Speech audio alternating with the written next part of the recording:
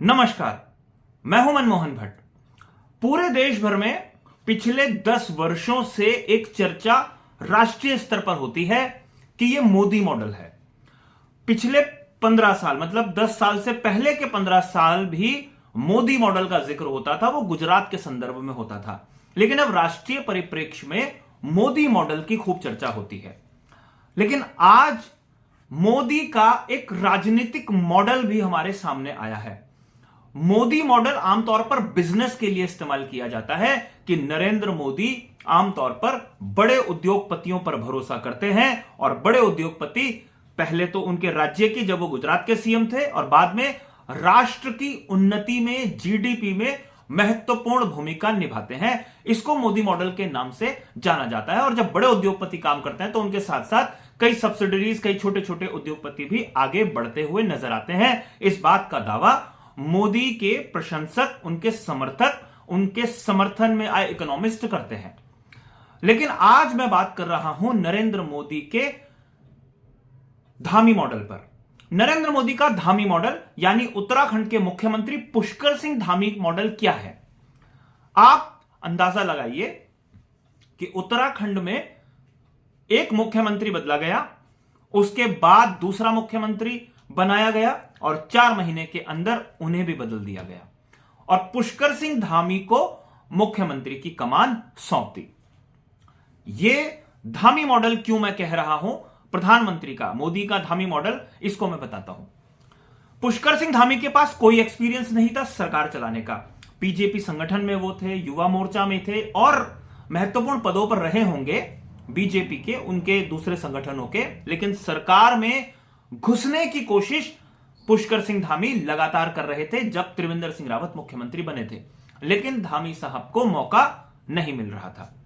अचानक से जब मुख्यमंत्री पद के लिए पुष्कर सिंह धामी के नाम का ऐलान हुआ तो सब लोग चौंक गए और अंदाजा लगाने लगे कि पुष्कर सिंह धामी राजनीति में बेहद जूनियर हैं और कैसे वो सत्ता को संभाल पाएंगे। लेकिन जिसके ऊपर प्रधानमंत्री नरेंद्र मोदी का हाथ हो, उसे राजनीति में फेल करना आसान नहीं है।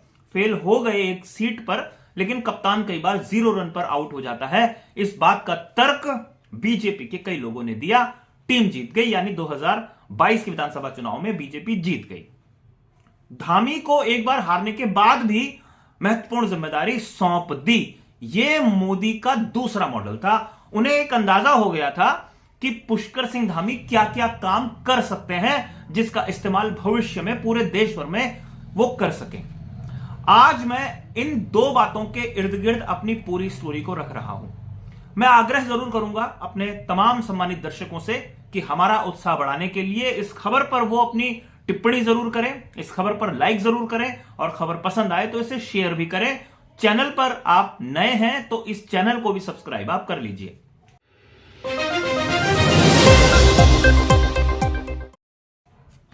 मध्य प्रदेश के मुख्यमंत्री के नाम का ऐलान हो रहा था। राजस्थान में भी गहमा गहमी मची हुई थी कि मुख्यमंत्री कौन होगा। पूरा देश एक बात तो मान रहा था कि जो भी फैसले होंगे वो चौंकाने वाले होंगे और नया नेतृत्व उभर कर आएगा जिसके ऊपर प्रधानमंत्री नरेंद्र मोदी का आशीर्वाद होगा। जब मध्य प्रदेश का बात आई, जब मध्य प्रदेश में मुख्यमंत्री के नाम का ऐलान होना था, विधानमंडल दल की बैठक हो रही थी, मध्य प्रदेश के मुख्यमंत्री नामित डॉक्टर मोहन यादव का राजनीतिक इतिहास यह है कि 2013 में वो पहली बार विधायक बने थे और एक बार वो कैबिनेट रैंक का दर्जा उनको मिला था। यानी वो कैबिनेट में शामिल नहीं थे, सिर्फ पर्यटन विकास निगम जो मध्य प्रदेश का है उसके वो अध्यक्ष थे। हमारे यहां जिन्हें दायित्वधारी कहा जाता है, सिर्फ एक बार दायित्वधारी की भूमिका डॉक्टर मोहन यादव निभा चुके हैं और अब वो मध्य प्रदेश की कमान संभाल रहे हैं। शपथ विधिवत रूप से उन्होंने ले ली है, अपनी कैबिनेट का वो विस्तार करेंगे। यानी मोदी ने एक ऐसे व्यक्ति पर भरोसा किया जो सरकार में सीधे तौर पर पहली बार शामिल हो रहा था। विधानसभा का भी बहुत लंबा अनुभव नहीं था, लोकसभा का भी लंबा अनुभव नहीं था, मंत्रिमंडल में भी उन्होंने पहले कभी जगह नहीं बनाई थी। तो यह तस्वीर बताती है कि धामी मॉडल, धामी भी सीधा मुख्यमंत्री बने थे। राजस्थान के जो मुख्यमंत्री बने हैं भजन लाल शर्मा साहब, वो पहली बार के विधायक हैं और पहली बार ही विधायक बनते ही सीधा मुख्यमंत्री की कुर्सी उनको सौंप दी है प्रधानमंत्री नरेंद्र मोदी और उनकी टीम ने। यानी ये धामी मॉडल है। धामी ने जिस तरीके से अपने जो हाई कमान है, शीर्ष नेतृत्व बीजेपी की शब्दावली में, उनको प्रभावित किया। यानी युवा नेतृत्व पर भरोसा पहले भी होता रहा होगा, लेकिन जो नया रिजीम है उसमें धामी मॉडल दिखाई दिया। धामी मॉडल एक दूसरी वजह से भी मैं कहता हूं कि मुख्यमंत्री दूसरी बार पुष्कर सिंह धामी बनते हैं और दूसरी बार मुख्यमंत्री बनने से पहले जब चुनाव में वो जा रहे थे तो वो एक ऐलान करते हैं कि अगर उनकी सरकार आई तो वो समान नागरिक संहिता को लागू करेंगे। अब हम सारे लोग अगर संविधान की थोड़ी बहुत समझ रखते हो, राजनीति की थोड़ी बहुत समझ रखते हो, तो कोई भी राज्य समान नागरिक संहिता अपने स्तर से लागू नहीं कर सकता। इसके लिए जो कानून वास्तव में पास होगा वो निर्धारण संसद को करना होता है। लेकिन धामी जी अगर ये ऐलान करते हैं तो इसका मतलब जो बीजेपी का शीर्ष नेतृत्व है उसका इशारा, उसका आशीर्वाद, उसका निर्देश, आदेश स्पष्ट रूप से रहा है। और मुख्यमंत्री पुष्कर सिंह धामी ने जब ये ऐलान किया था, हमने तब भी कहा था कि ये बीजेपी का एजेंडा है राष्ट्रीय चुनाव के लिए। अब मुख्यमंत्री बनने के बाद पुष्कर सिंह धामी ने यूसीसी पर ही बड़ी एक्सरसाइज की। ड्राफ्ट कमेटी बनी, ड्राफ्ट कमेटी ने अपनी रिपोर्ट दी। केंद्रीय गृह मंत्री और प्रधानमंत्री भी ड्राफ्ट कमेटी के सदस्यों से मुलाकात कर चुके हैं और पुष्कर सिंह धामी की तो गृह मंत्री और प्रधानमंत्री से सीधी मुलाकात यूसीसी यानी समान नागरिक संहिता को लेकर हो चुकी है। ड्राफ्ट कभी भी राज्य सरकार को मिल सकता है और संभावना यह है कि अगले साल के शुरुआती महीने में, जनवरी के महीने में ही उत्तराखंड विधानसभा का विशेष सत्र बुलाकर ड्राफ्ट को पारित करके केंद्र भेजा जा सकता है और केंद्र सरकार लोकसभा चुनाव के मद्देनजर कोई महत्वपूर्ण फैसला ले सकती है या माहौल बना सकती है।